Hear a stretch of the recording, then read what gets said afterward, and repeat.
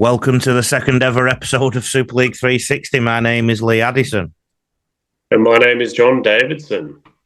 Or Santa Claus, looking at him today. Obviously, Super League 360 has a British Rugby League focus mostly, and more specifically Super League, but such is what happens in Rugby League, John. We've got about 8,000 topics today, so we'll have to move quickly through this because whereas a couple of weeks ago, Rugby League was very good at manufacturing some news items, in the last couple of weeks, happenstance seems to have influenced them a little bit more, I think.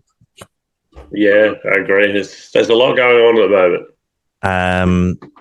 We could end up in all sorts of directions today and in any other podcast. Sorry, I'm just fidgeting with my microphone. Hang on. Yeah, that should be better. You can't get your hand off the pen, Lee. No. This oblong thing. We'll still dedicate some time each session to the NRL. We're probably recording fortnightly until the World Club Challenge. John will get us some interviews, no doubt, coming up soon. The Intrepid journalist. John, tell everybody who you are. I'm a freelance rugby league journalist and have been for at least 15 years. Goes up by 3 years every time you say you come on. Writing for anyone who pays me, but often the iPaper, League Express, The Guardian, Everything Rugby League, 40/20 magazine, and many others over the years. If you're listening out there, just pay him. Give him some work.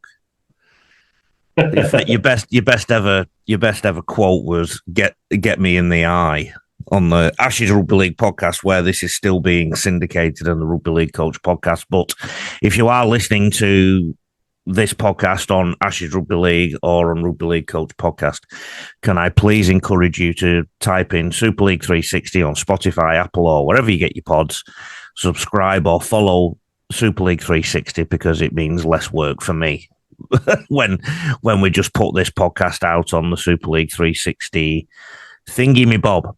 I'm an Englishman who's coached at NRL clubs and lived in Australia for a long time. You can get me at rugbyleaguecoach.com.au. I'm also the host of the Rugby League Coach podcast. Email admin at rugbyleaguecoach.com.au. Socials at Rugby League Coach.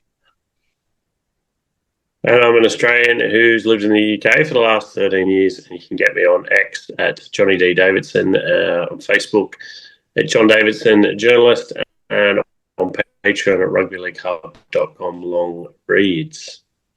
Straight into it then. Maybe an exclusive. Sean Wayne might not be the England coach next year. No, definitely not an exclusive. That seems to be the talk, that maybe it's sort of 70-30 looking like Wayne might be replaced. The RFL did a bit of a media briefing earlier this week, and the quotes coming out of it that they were, still looking into it, and Sean will have his chance to input the review. But yeah, there is a bit of chat that it's likely that he might be going. So we will, and potentially before the end of this year. So we shall see. Any replacements been mooted? No, I've not heard any replacements. I mean, I think the usual names would crop up. I mean, I think it probably depends on if they want a coach who's not coaching a club, a head coach at the moment, or they want someone outside of that. But tick. Yeah, I'm just thinking of myself here. Tick. But I'm sure there'd be no shortage of contenders. I think Michael Maguire ruled himself out a few weeks ago.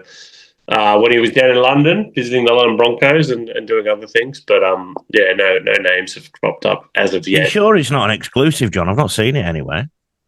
I've seen it. Yeah, it was on another podcast.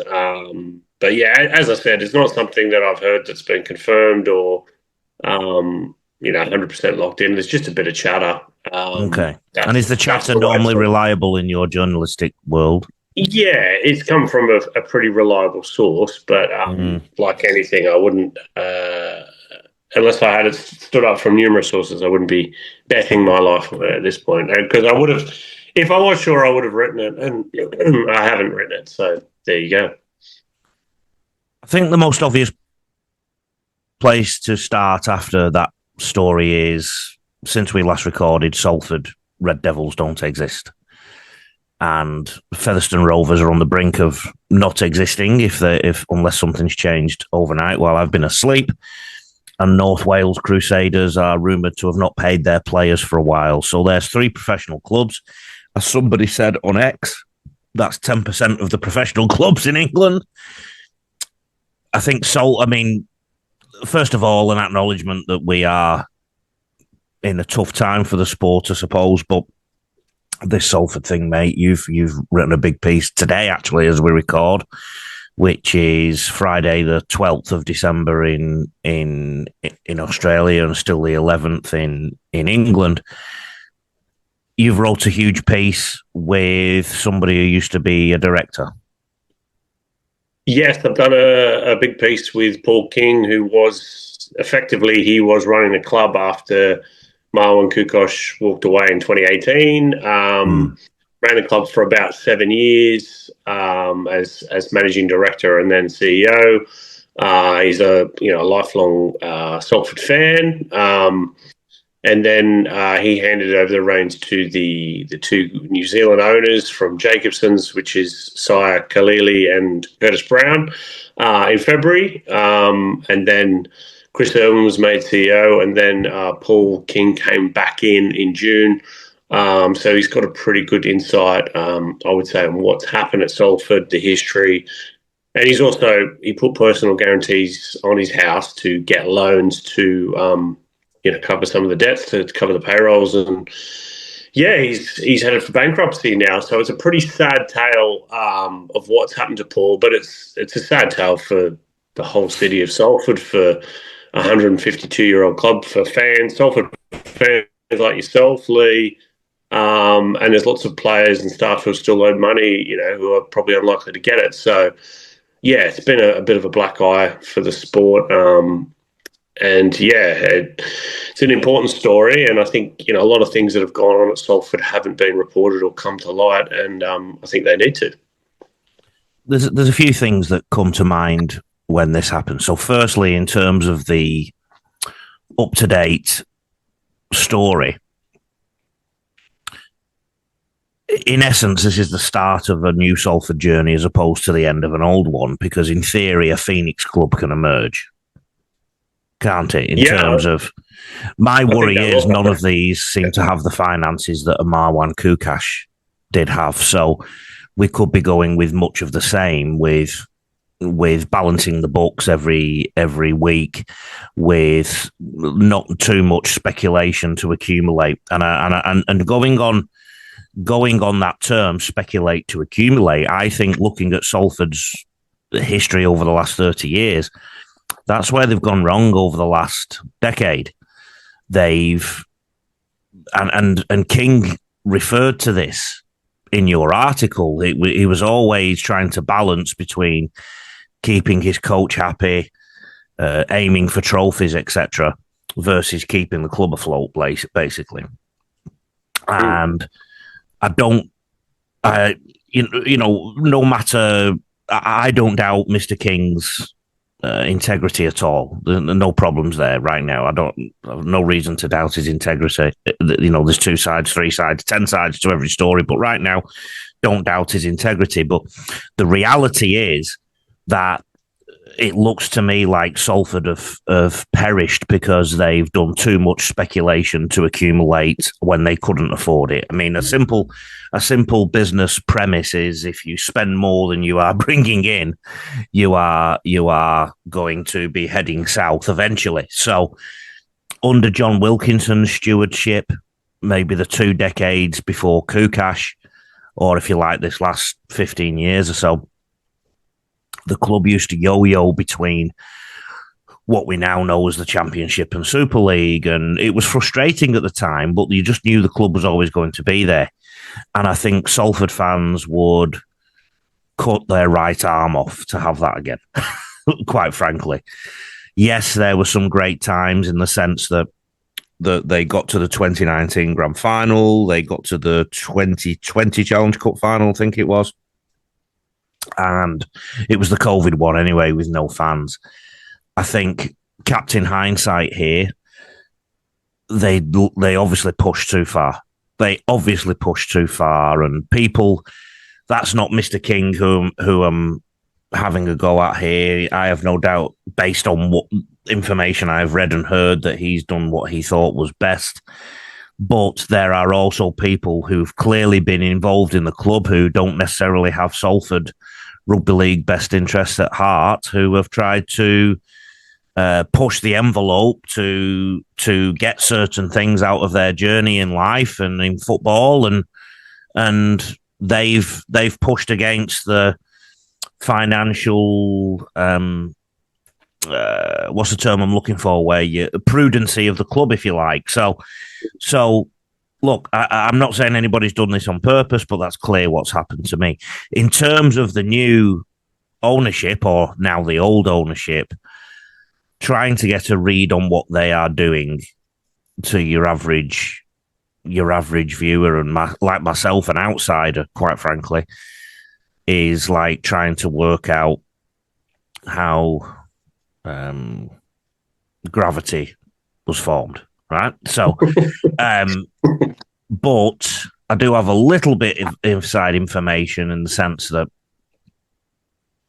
there are allegations that it was all about the stadium, it was all about the land, it was about running the club down so that it wasn't worth very much, and so on and so forth. So, look, nothing that I can really talk about with any authority, but there's no doubt that since that crew came on board to own the club this year, the football side of things has gone from bad to worse to even worse. So it's not been a good thing. It's quite frankly an absolute mess. Yeah, it is a mess. I think I agree with a lot of the points you made there. In terms of Paul King, I think, in people should go and read the piece that I've done, but, he admits mistakes were made. In hindsight, everyone's a genius. I think his intentions were good, but he was over ambitious. He thought, the club was relying on grants from the council and loans, which they provided before. He was relying on that, which didn't happen. And obviously they had a model, Salford, and you'll know this, Lee. It's not a big fan base. And you can argue that the best players from the Salford area generally go to other clubs. Adrian Morley to Leeds, Dennis Betts to Wigan, etc., etc. Lee Addison to Australia. Exactly. But more recently, they've been a club where, look, if you've run into some trouble, and I use a few examples of two high-profile ones that they made money off or did well off, Jackson Hastings and Brady Croft.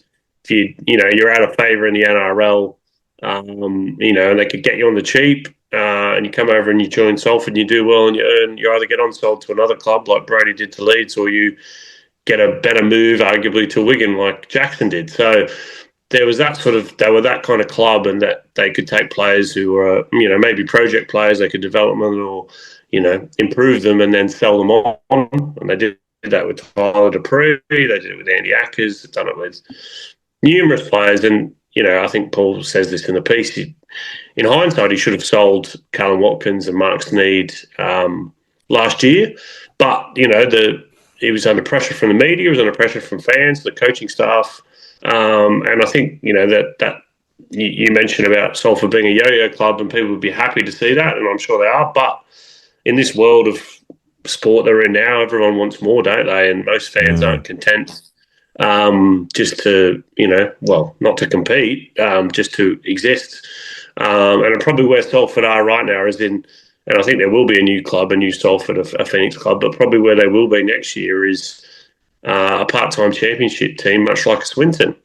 And how many people will go and watch them? Probably 1,000, but that's probably the reality where they are. And it's also the reality of rugby league in England, and that every Super League club, even, Wigan, who gets 17,000 people each week to send play, they're losing money and they're owned by a billionaire. So unless you have a very wealthy individual to cover your losses, you have to, essentially you're a part-time club because there's not a lot of income, there's not a lot of revenue in the game. That's just the reality. Ken Davey props up Huddersfield, Derek Beaumont props up Lee.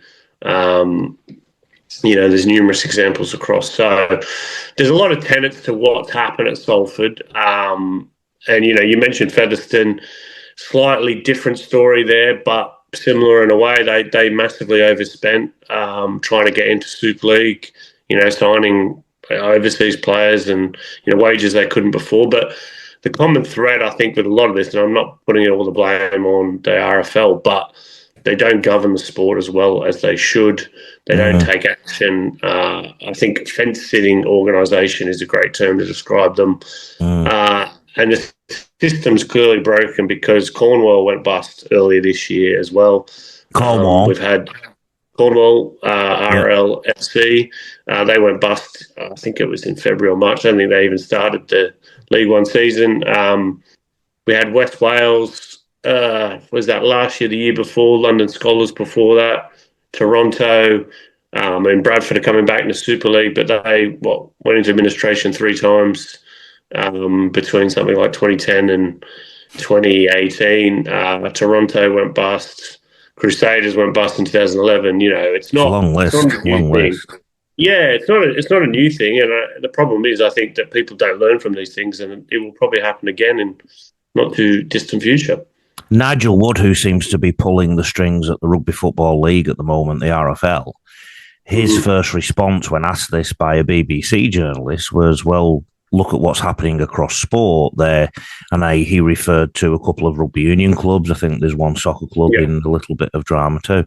I think just by listening to you there, though, that's like saying, well, yes, you've got a frying pan that's on fire, but my house is on fire.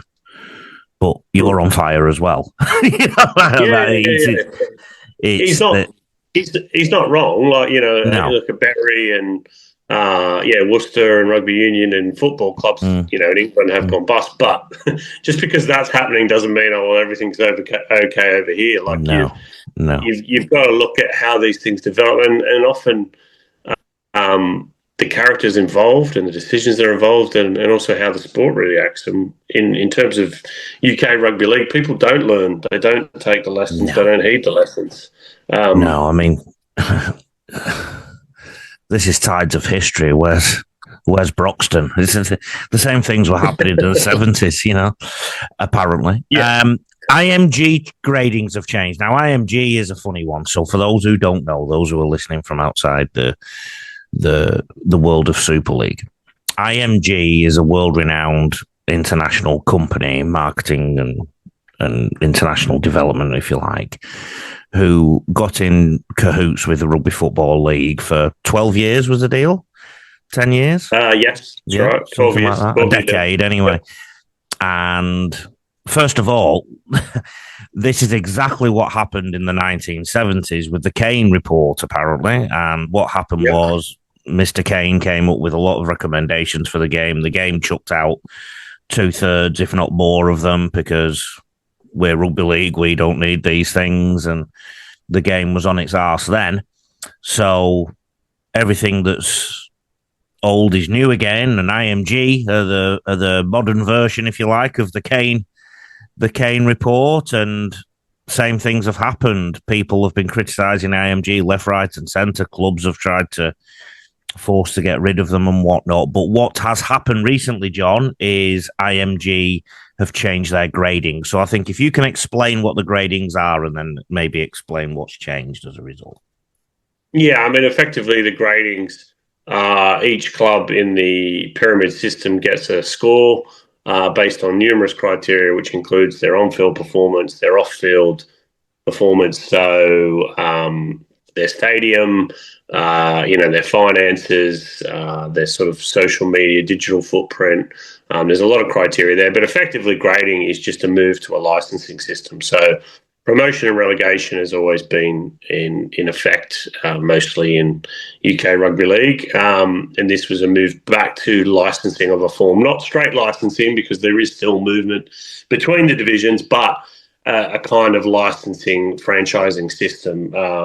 Obviously, it's been very controversial to a lot of clubs because it can cost them a lot of money to improve their criteria, but also it's effectively been a kind of, well, you have to do this if you want to progress, because I would say 95% of most clubs would rather spend, if they've got to spare 50 grand, they're going to spend it on another prop or a second row. They are going to spend it on another marketing person or their ad budget or improving their facility. So this is kind of has enforced or has made some clubs lift their game. So I think it has been positive, but there's also some of the grading criteria has been able to be exploited. Use the example, and I won't name any particular clubs, but you get extra points for bringing in LED boards to your stadium. So what one club did is bring them in for the week before they came and visited the stadium, so they got the tick and then they got rid of them. So there's ways you can get around the criteria, and they have clearly been manipulated by several clubs quite well. I'm a big believer that rugby league issues and sporting issues should be sorted out on the field of play. So promotion, relegation and whatnot. And I had to laugh when all this money that's been spent on IMG, all the money that was spent on the other independent commission that decided the extra teams that came into Super League.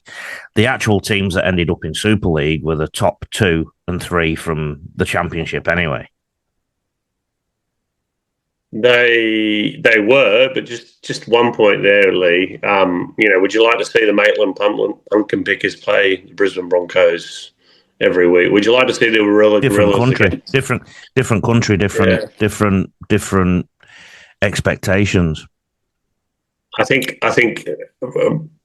promotion, relegation, and you could argue it works in football. You could argue it doesn't, but you look at the top leagues, NBA, NFL, NRL, AFL.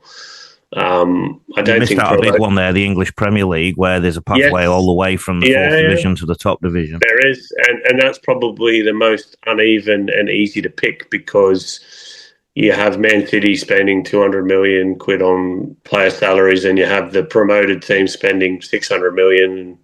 Generally, it's also Britain's biggest export, and during the Brexit negotiation, if Theresa May said we're going to stop European countries watching the Premier League, the Brexit deal would have been done in 5 minutes. And it's also the biggest league on the planet. It is, but it wasn't in 1992. But you can't have a salary cap system and promotion relegation. I think that the two together. You kind of have one foot in, 1 foot out. I think that's one of the key issues. Well, let's look at it this way, John. We have a salary cap in Super League, in Rugby League, and yet still clubs are going bust.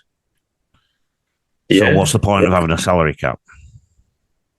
Well, you could argue that, get rid of the salary cap. I don't think more clubs would go bust. I don't know, but I think probably more would. But my point is, for rugby league and for the amount of fans, participants and money in the game in the UK, I don't think promotion relegation works.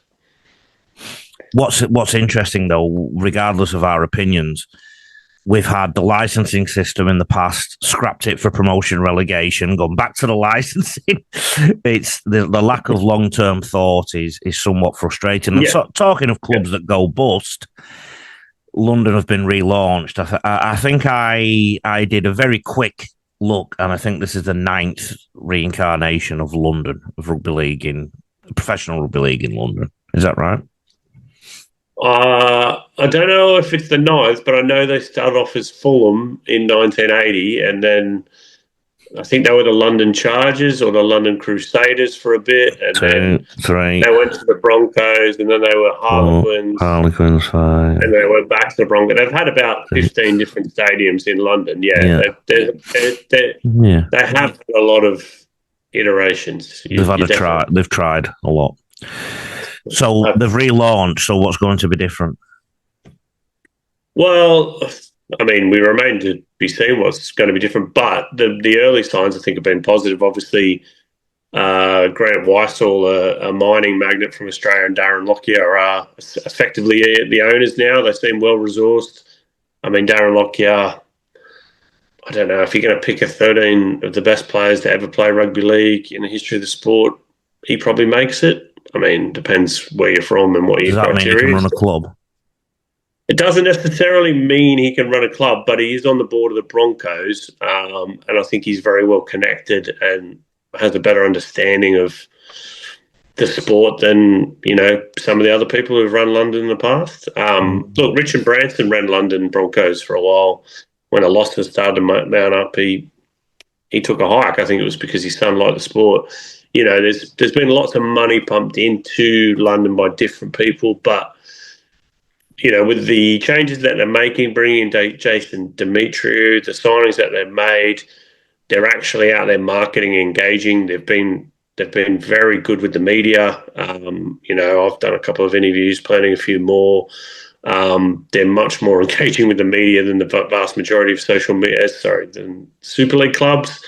So, look, I think they're going to have a real go of it, and there's positive signs, but it is a tough market to crack. I mean, if you look at what News Limited did with the Melbourne Storm from 99 till, more recently, I think it was about 40 million quid they pumped in, and they helped the Storm out in different ways. Like Super League's never done that with the London Broncos, and a lot of the clubs have been against them, even existing. A lot of the fans don't want a London club. No. So people in Australia who are now getting involved and who were thinking of getting involved, and obviously there's an undercurrent of is the NRL going to be involved in the Super League or not?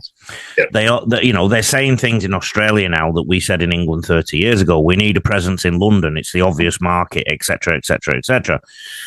Yeah. What people miss for me is nobody in London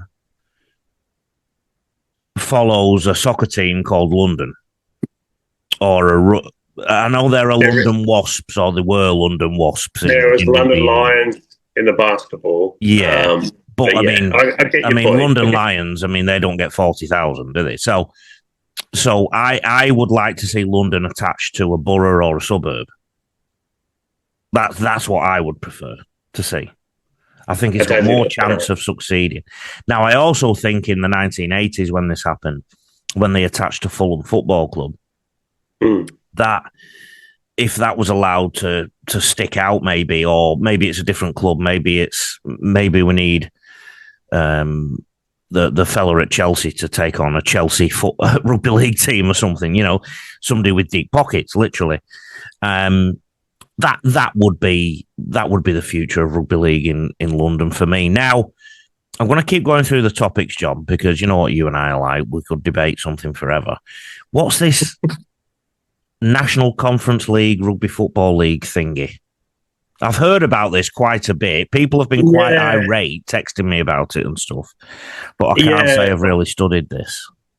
I must admit, because of other stories, I've not chased it up a lot. But effectively, the National Conference League is kind of the elite amateur level. So it's below the League One. And there's a lot of clubs in that division. Effectively, the RFL said to them, look, we want to regionalise it. We don't want a national. We want to make it into specific regions. The clubs were not happy about this. I don't think they were consulted. The RFL was trying to kind of ramrod it through. So there's been a lot of noses put out of joint. I think the NCL is considering legal action. It's very messy. I mean, if you add it up to all the other kind of crises that the RFL and Super League have been dealing with this year, it's just another add to the long list.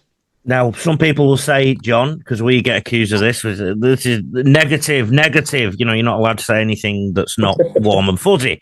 I've got a new quote for you. Negativity is actually accountability.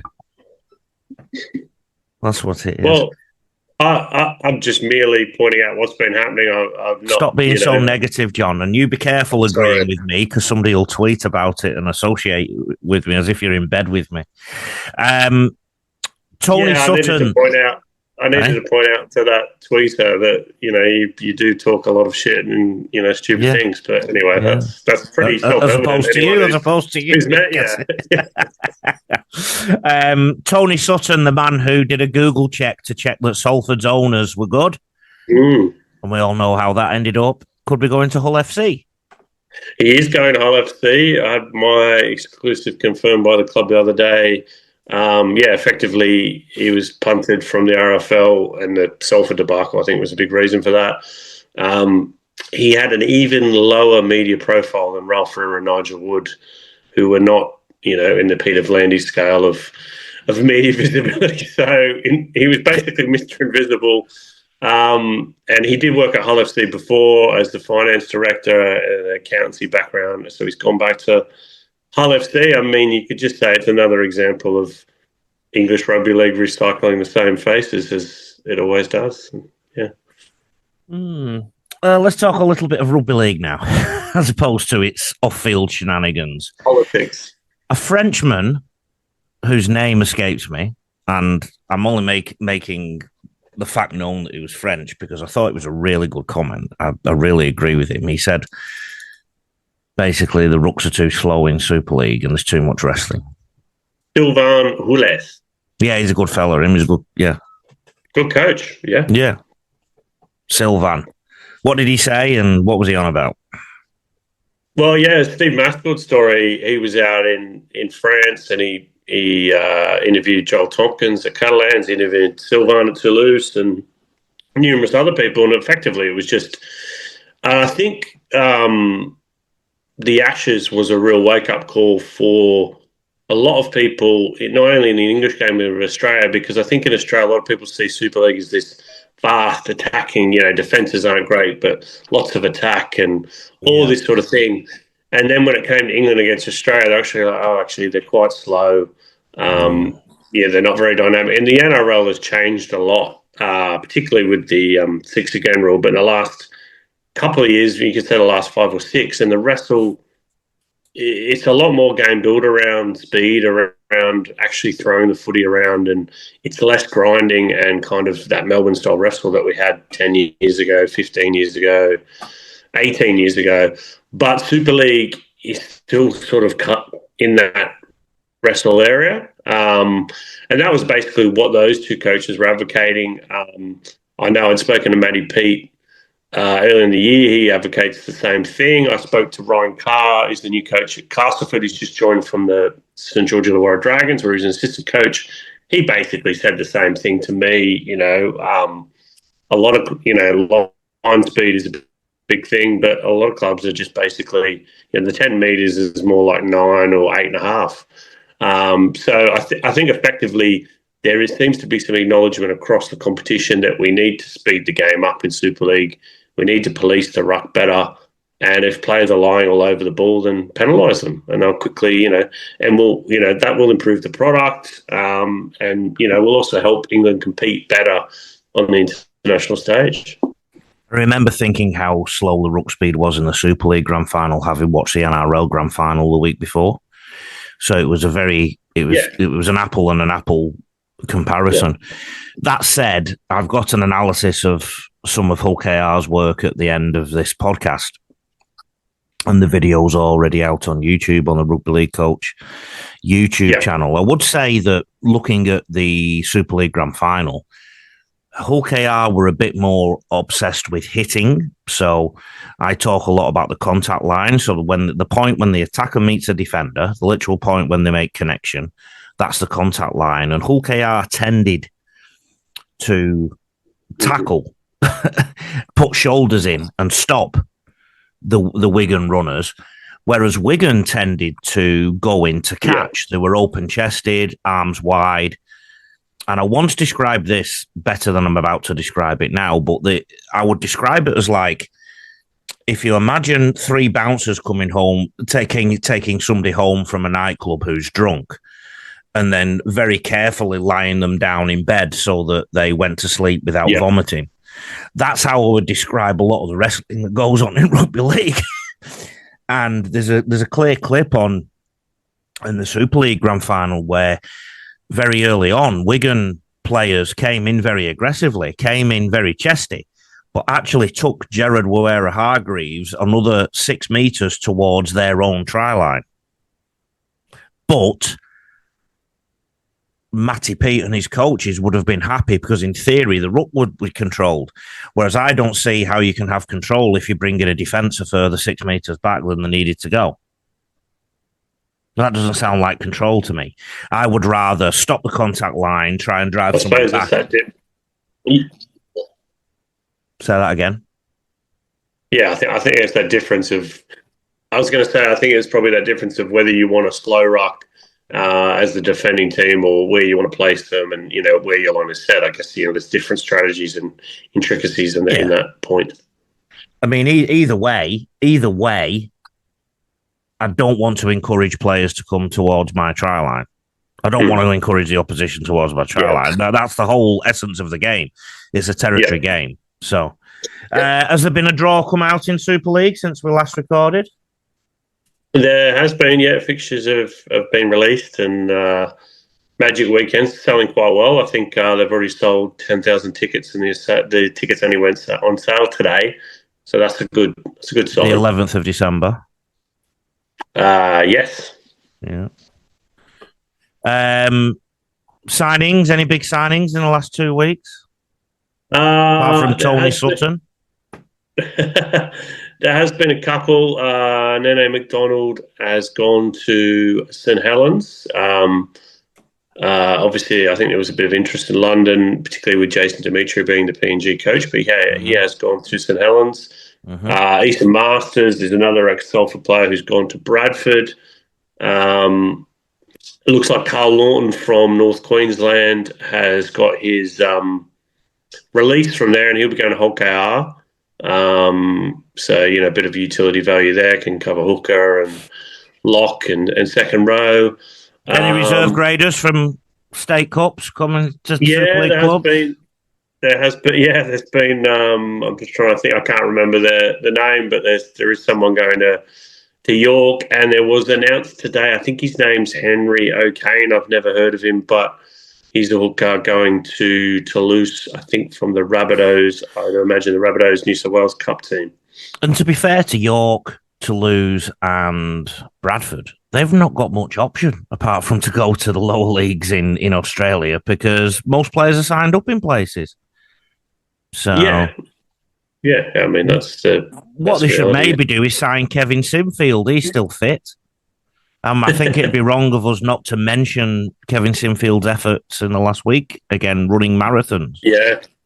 I mean, he's done an amazing job. It's kind of unbelievable what he's done, raising money for MND charities and research for, I think it's 5 years, at least 4 years. I actually went and saw him talk in a special event with his mate Barry McDermott last year, and it's amazing what he's done and how he pushes his body to these limits. You could say he's a much bigger name and done a lot more good in his current guise as a charity fundraiser than he did playing for Leeds in England. Because he coaches in rugby union.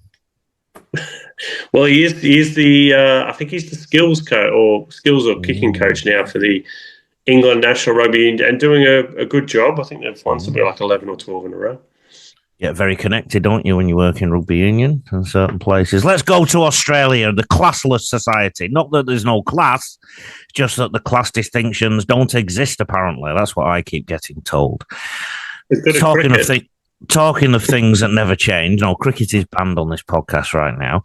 West Tigers are imploding. England cricket team are imploding, but West Tigers are imploding too, again. Yeah, I mean, to be fair, and I don't want to be, but to be fair to the England cricket team, they're not imploding every season like West. They are every time they come to Australia. And poor West have to play in Australia all the time. So, well, it is a bit of poor West because you kind of half laugh, but half just shake your head because they actually had a decent season this year. I think they won 9 games. They'd signed some really good players. They seem to be turning a corner. Like, I know Shane Richardson can be he rubs some people's noses up the wrong way, but I think he's proven as the CEO what he did at South and Penrith. He was improving the club. Yeah, he was. I think he's a good administrator. And it's just more bullshit to do with Balmain v West, and that should have finished in 1999. Like, it's a joint venture. You really got to get over it. So I do feel sorry. I feel sorry for the West Tigers fans, because I can remember, I still remember the 2005 grand final. What a team. One of the best and I can remember, as you know, watching as a neutral. I actually watched it in Copenhagen in a bar at about 3 a.m. Okay. But the style of footy that Benji, that Robbie Farah, that Tim Sheen's team played, and they were massive underdogs. You know, they were nowhere near the best team in the comp, but they were so great to watch. And it was a fairy tale they won. And they also, I think it was 2009 to 2011-12, they were, in 2 of those years, they were one win off for another grand final, you know, when Gareth Ellis was playing for them, and Robbie Farah and Benji and all those players. And they were just great to watch. And it's just all gone to shit for basically, more than a decade now, 12, 13 years. So, it's gone to shit, unquote. Yeah. I mean, I can say this as a Manly fan, because we've basically been going to shit for about 8 years now. But we have won, you know, a comp in every decade. So, you know, there is that. But yeah. Talking of going to shit, is the Golden Boot that's given out to the best international player of the year, is the decision making for that going to shit? Because most people seem to think Dylan Brown and his performances for New Zealand were deserving of that award. Harry Grant was okay in the first test, okay in the second, very good in the third. No, I would say Harry Grant was good in the first, pretty average in the second, and very good in the third. But the player of the series went to Cam Munster. And I would have probably had Angus Crichton and Hudson Young, even arguably just slightly ahead of Harry Grant. But the thing about the Golden Boot was, for decades, it was the best player in the world in club and internationals. And then whatever it was 4 or 5 years ago, they changed it to just internationals. And some years, you know, Australia and New Zealand played no internationals. So I don't see how you can pick the best player in the world each year from the back of 3 games or 4 games. I think it's absolute nonsense. Now, in saying that, Harry Grant had a great year. He won Origin for Queensland. He made the grand final with Melbourne. He was very good for Melbourne. And, you know, I don't think he probably should have got it, but he was up there.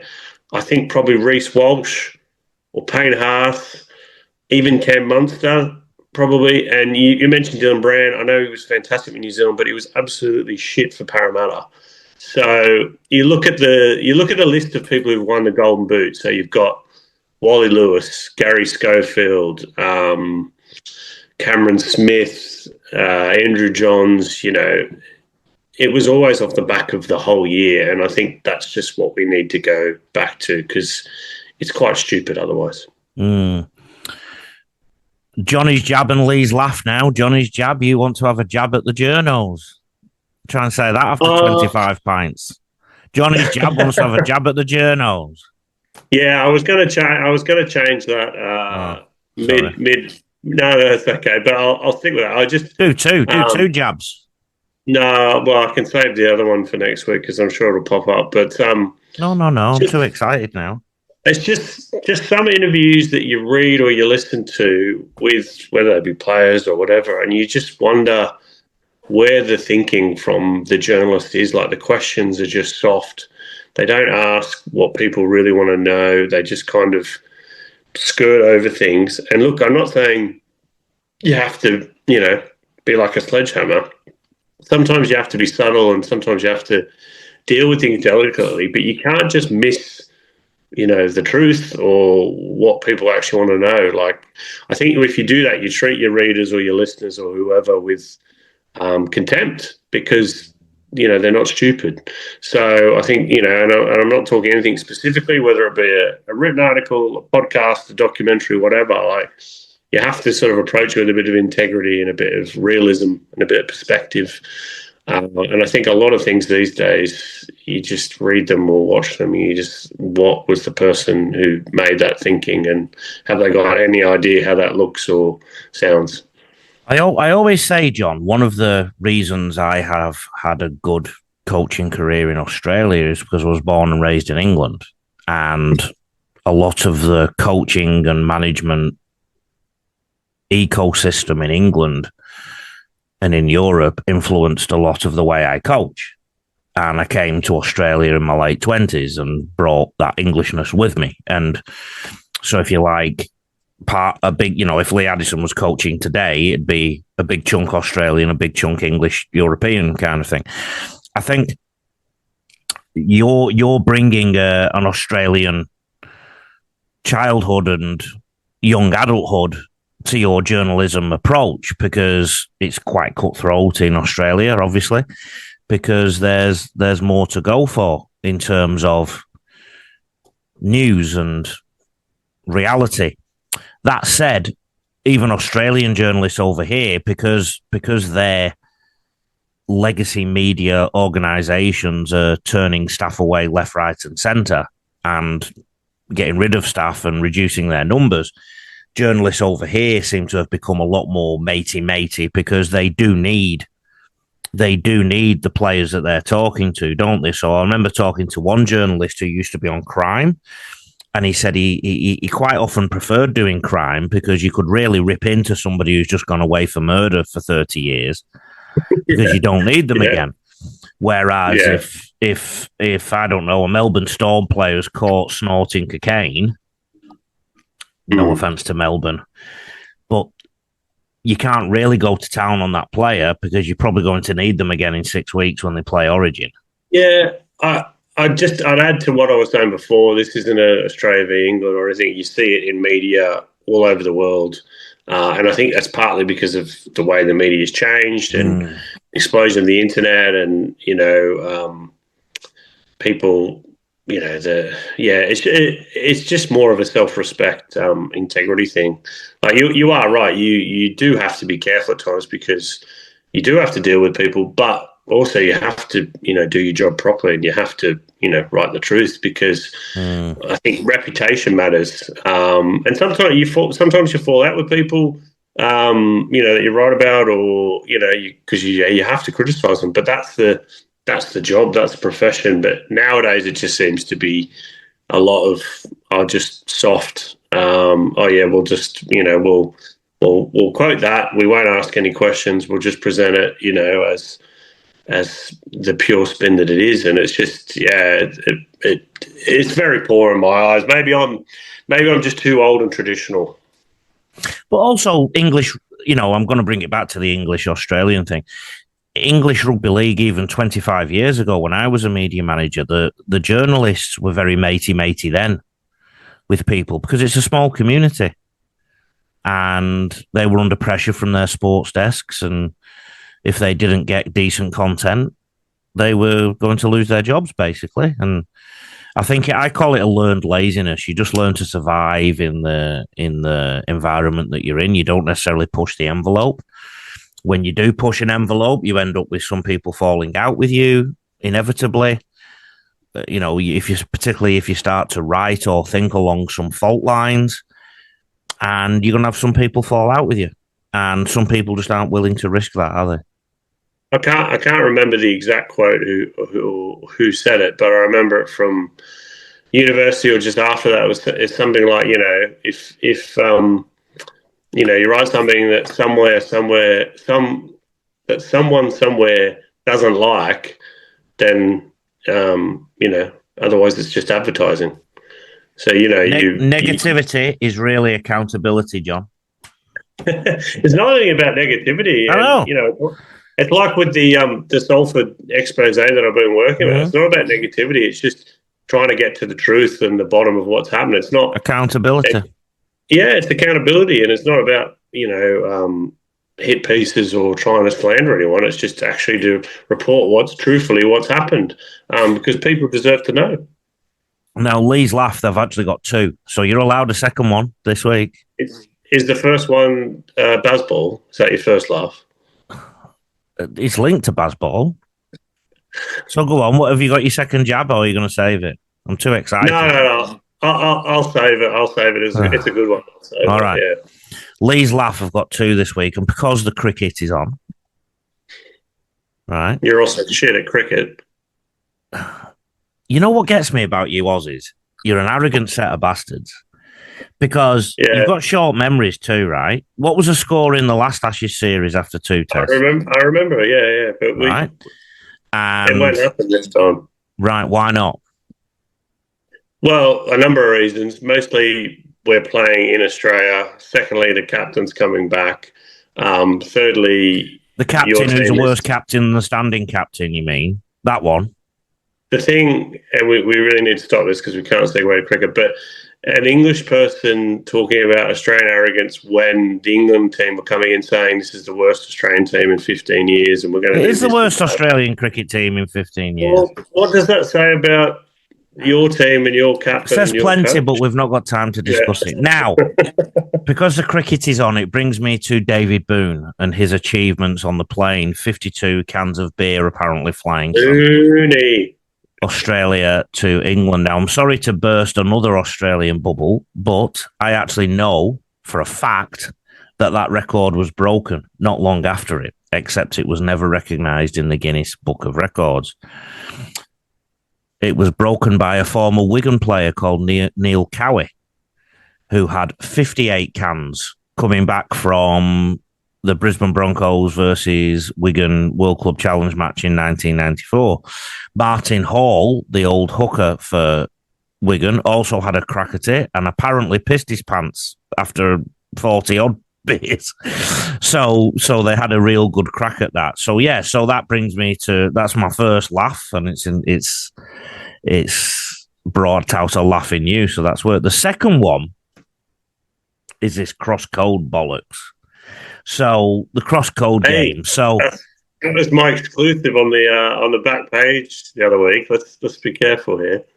well, your article wasn't bollocks, but the cross code thing. You can be careful. You don't run me, John, as I tried to say to old mate on the X. The cross code thing. So having been beaten off Australia's third team, the Rugby League is now entertaining the idea of playing a circus match against the English Rugby Union team. Is that right?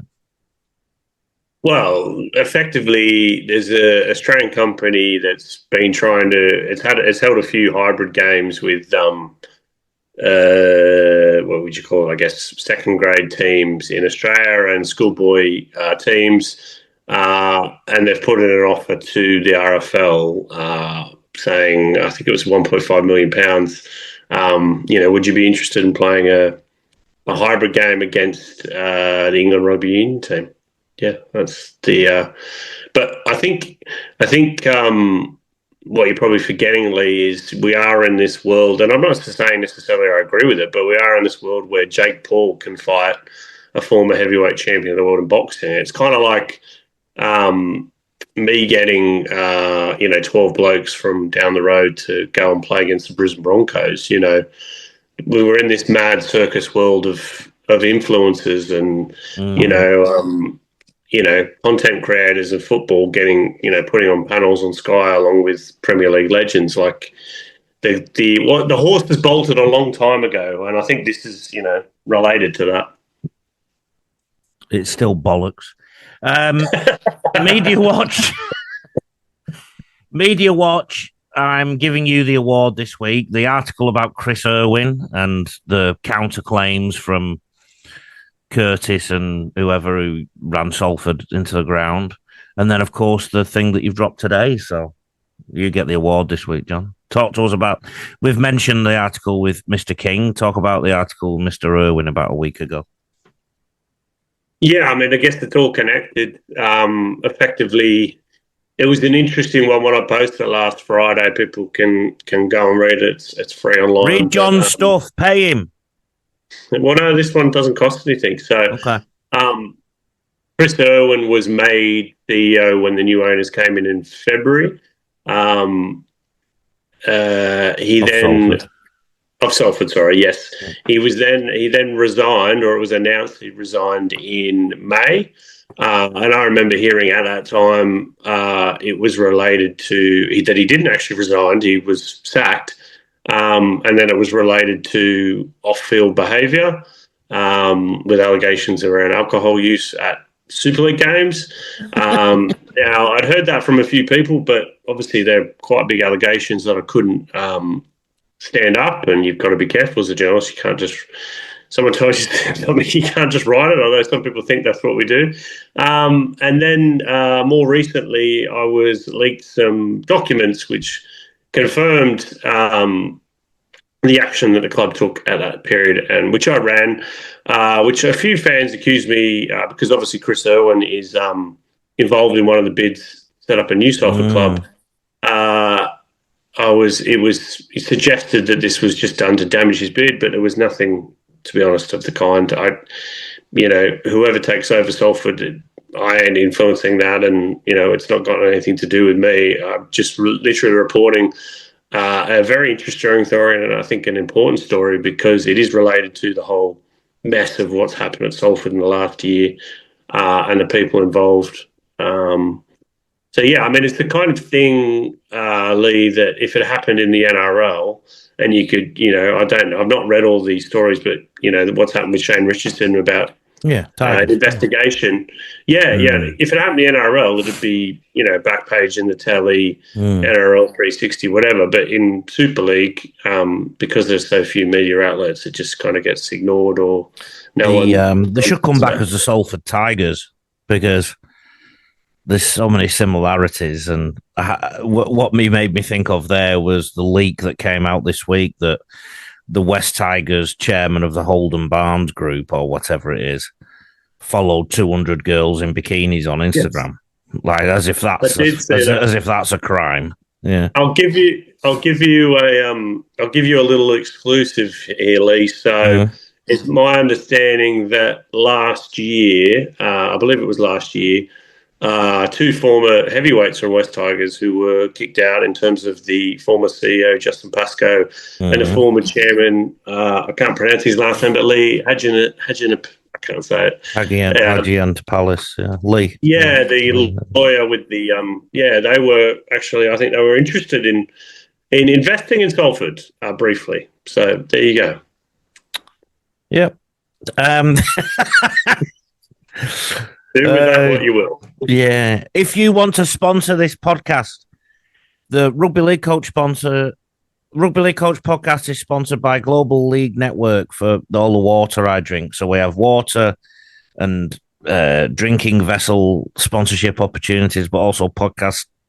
We can even have Johnny's Jab sponsored by Salford Tigers or whatever it may be. If you're interested, please get in touch. At Rugby League Coach for me, admin at rugbyleaguecoach.com.au is the email. Johnny, go through your contact details again. I think hopefully we can get Kleenex as a supporter, because after the Rugby League Ashes and the Cricket Ashes, you'll be needing it. But you'll need the Kleenex. You'll need the Kleenex for something else that you're being all the time at the moment.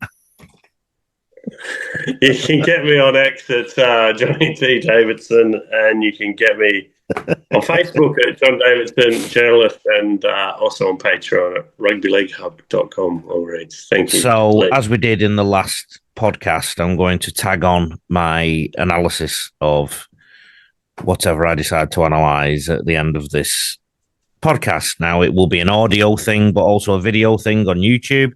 So if you're listening on Apple or Spotify or any of those, the analysis segment is on its own on YouTube, and Super League 360 will also be on its own on YouTube. So basically, I'm having a deep look into Hull KR, John. One of the things I noticed was about the tackle technique. I've not gone into that in this video. But what I did notice is in the two big games of the year, the Challenge Cup final and the Super League Grand Final, Hull KR started the game very nervously and very poorly. If the Rugby League gods were thinking differently, Wigan would have been 10-0, 12-0 up in that Grand Final quite easily. And Hull KR made seven errors in the first 10 minutes, basically. So the Super League Grand Final, they managed to get over the top. Challenge Cup final, they started quite poorly too. And if you remember, there was a lot of conjecture about the try that separated the two teams. I think Hull KR played quite nervously in that game. I was at the game, Lee. It was pissing down with rain, and Hull KR were very, very lucky to win that game. Warrington were the better team for 99.9% of it, but the Warrington winger spilled the ball right at the end, and Hull KR got the win. Yeah. So I'm arguing in this video that if they don't sort this out in the first 10 minutes, then they could be 12 or 18-0 down to the Brisbane Broncos, who are a fantastic attacking side. Brisbane Broncos do have weaknesses in defence, but I'll be unpacking this over the coming week. So if you're listening, I hope you can get something out of this. But don't forget, you can get the full clip on the Rugby League Coach YouTube channel. And we'll see you in a fortnight just before Christmas. We'll maybe have our Christmas hats on. Sounds good to me. Nothing else, just our Christmas hats. Viewers we'll have our jingle balls out. All right, enjoy the analysis. See you later. The Brisbane Broncos travel to Hull in the UK in February 2026 to contest the World Club Challenge against Hull Kingston Rovers, normally known as Hull KR, the British Rugby League champions. Over the next few weeks, I'll be analysing everything that Hull KR will bring to fight against Brisbane on that day. My name's Lee Addison. I'm the owner of Rugby League Coach. Welcome to all those listening and watching on the Super League 360 podcast and also the Rugby League Coach podcast. Every team has phases during a game when they get nervous, but Hull KR tend to do this at the start of their big games. So their two biggest games last year were the Challenge Cup final in the middle of the year and the Super League Grand Final at the end of the year, both which they won quite well. Now, this has to change if they're going to beat the Brisbane Broncos, because the Brisbane Broncos are going to come to England prepared. Madge Maguire definitely wants his team to win this title. So it's going to be on like Donkey Kong in Hull. Let's have a look what Hull KR might bring in the opening of this big game. Let me share my screen. Before we look at the screen recording of Hull Kingston Rovers or Hull KR in the Super League Grand Final, please allow me to tell you about the Coach Mentor programme that I and we at rugbyleaguecoach.com.au run. I've coached at NRL clubs, World Cups and elite high schools in Australia, amongst many other things, and I like to pass on my experiences to coaches coming through the programme themselves. The Coach Mentor programme 2026 is our fourth year of it. We've had 8 grand final wins, 11 teams were competition runners-up, 92% of our teams finished in the top 4, but every single team improved. If you're an individual coach or a club looking for something better for your coaches, now is the time to get in touch.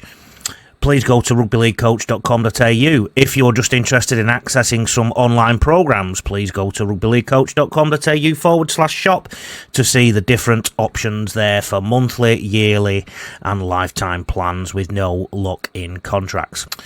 This is Hull KR in the red and white, playing against Wigan in the Super League Grand Final of 2025. This is the first kickoff. What you will notice about Hull KR is they do wrap across the field when they carry the ball forward. What I mean by that is, instead of going directly down a channel, they are going to work across the field from touchline to touchline, if you like, or scrum line to scrum line. What we've just seen there is a block play or an X, so they didn't just send in a forward straight away or an outside back in straight away with no support. Already they've done a block play and a face ball, which is a ball that goes in front of an attacker, a dummy running attacker. This is the most conventional hit up they've done on their fourth play, I think this is. They then bring the ball back to the middle and we should soon see a kick. You will find a problem in Super League that the markers aren't often square. Now, here's our first problem with Hull KR. Like I said, markers are very rarely square in the Super League. It's just something that's been allowed to slip into the officiating at Super League level in England. I've been noticing this for years. However, Hull KR did not have good kick protection for their left-footed kicker here. As you can see, nobody is protecting Mikey Lewis, who's received the ball. Now, he's received the ball from his right, so he has to transfer it over to his left foot. And the kick is charged down, which is a really poor start for Hull KR. These are basics, and they should always be dealt with early in a game. Luckily for Hull KR, they get the ball back. There's the block play again. It could have been so different. So there's the first warning sign for Hull KR there. Very similar set to the last one that we saw. They are moving the ball across the field gradually. There's another block play there, so a block play looks like an X to the football educated viewer in that regard. And this whole set construction is designed to work the Wigan forwards over. So in this collision, there may have been a penalty in there, but ultimately there wasn't. There may have been hands on the ball, but poor ball carriage from the Hull KR forward. So Wigan had their opportunity. Hull KR survived. That was actually a forward pass, quite frankly, and it didn't get noticed. So there's 3 errors already in the first few minutes of the game. Hull KR dealt with what Wigan threw at them, and they've got the ball again for the next set.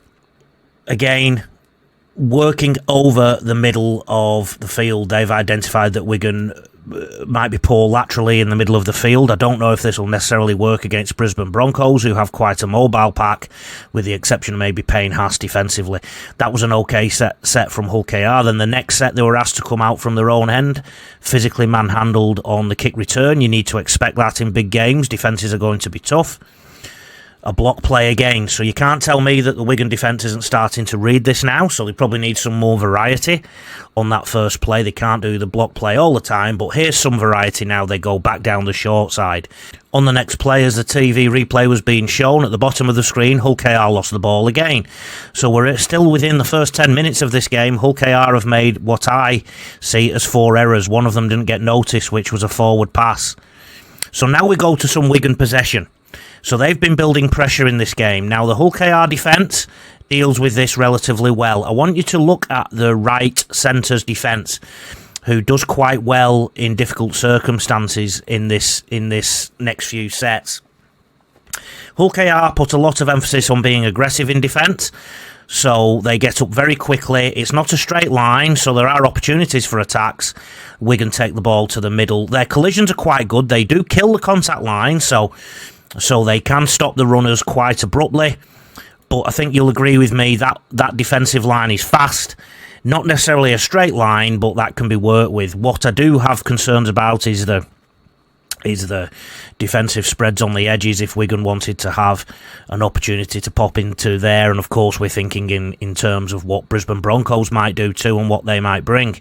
Now, this is going to be interesting because now Bevan French for Wigan is getting involved and they shift the ball. I want you to watch the right centre of Hull KR. He comes out and you can almost see here on this clip that we've got a jagged defensive line and he's starting to crouch in his defensive position.